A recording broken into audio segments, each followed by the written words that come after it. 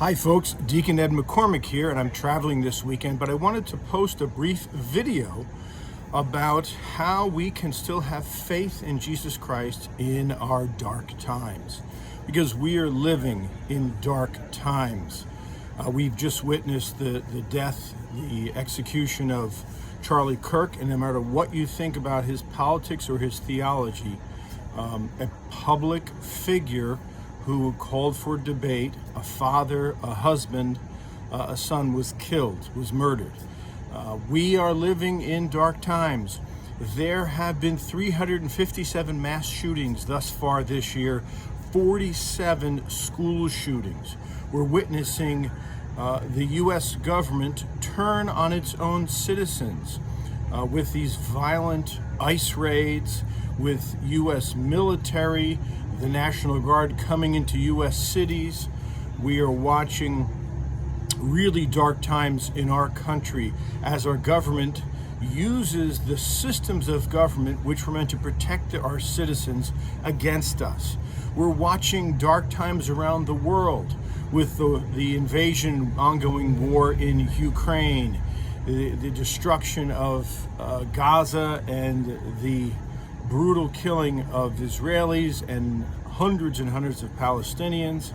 We're watching the devastating wars in Sudan, violence take over Haiti, and of course there is the climate crisis. And so what I'm hearing from all kinds of people is that it's hard in this time to have faith that God's kingdom is coming, that Jesus is present and active in our world. And I get that, I understand that. But I think it raises an important question for us. What is it that we have faith in that we are now seeming to lose? What is this faith that we're having a hard time holding on to? Because I think for a lot of Americans, a lot of American Catholics and Christians, it's faith in a comfortable middle-class life. It's faith in the U.S. economy. It's faith in the U.S. government. It's faith in the post-World War II political system that has produced peace for so many years. And it's fine to have faith in those things, but remember, those can become idols. Our faith is ultimately in Jesus Christ and the coming of God's kingdom.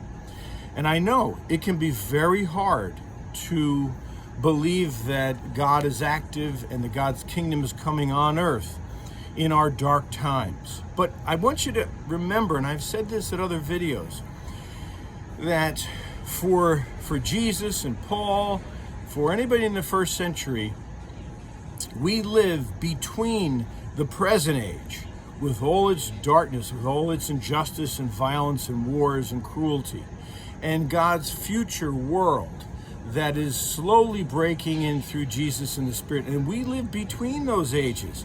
And the present age is not happy with what God's doing through Christ and the Spirit. So we should expect the very dark times that we're in. So how do we have faith in the coming kingdom and in Jesus Christ and the Spirit during these dark times? Well, a couple of practical things. First of all, we have to be people of prayer. We have to pray, that is, sink into the immense presence of God that is present to all things, constantly creating all things.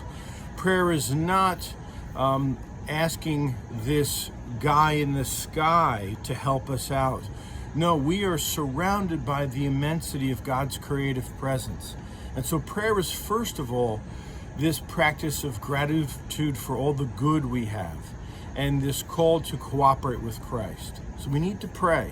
We need to read and listen to Scripture and to hear a word of meaning, a word of hope, a word that calls us to forgive and to love and to work for the poor and seek justice, because we're bombarded by all these counter words and counter messages that tell us to condemn and seek retribution and resentment and violence. We need to hear a counter word that we hear from the Gospels. And finally, we need community. We need church community. We need the community of like-minded friends who can support us during this dark time. And finally, we need the sacraments. We need to receive Christ in the Word and in our community, but in the Eucharist. Now, I get it that it is hard to notice how God is at work in dark times. It seems that what's obvious is all the horrible things. But remember Jesus' parable of the mustard seed. This little seed that doesn't seem to be doing anything grows into this great tree. Or Jesus' parable of the yeast at work in the dough. It's hidden. It's not seen at first, but eventually it begins to quietly transform things. So I think we have to also cultivate the practice of discernment. Can we see in our difficult, dark times signs that God's kingdom is coming? Let me give you a few suggestions. First, there are protests all around the country. There is the very sense that this is a dark time, that this is not how our country should be run. That is a sign that God is at work, that the Spirit of God is saying no. That's a sign that the Spirit of God is moving people to express their voices in writing, in video posts, in protests, in community gatherings, in voting. So the fact that we are finding that people are strongly opposed to what's going on is a sign that God's spirit of protest, God's prophetic spirit is at work. The fact that people are seeking to connect with each other and support each other online in all kinds of ways is a sign that the Spirit of God is at work. Now, I want to conclude with one final point here. We have to remember that the coming of God's kingdom is ultimately cosmic, that one day God will be king of all, and therefore this current moment, this current movement, this current government, this current political economic system is not the final word. That we are inviting God's kingdom on earth means that we're part of something much, much larger than any moment or movement or government or political or economic system. We are part of something that is vast and infinite and cosmic. And in our little way, in the way we treat each other, the way we respond to events, the way we speak up, the way we discern, we can be a sign, some little light in the darkness that God's kingdom is coming on earth. See you in the next video.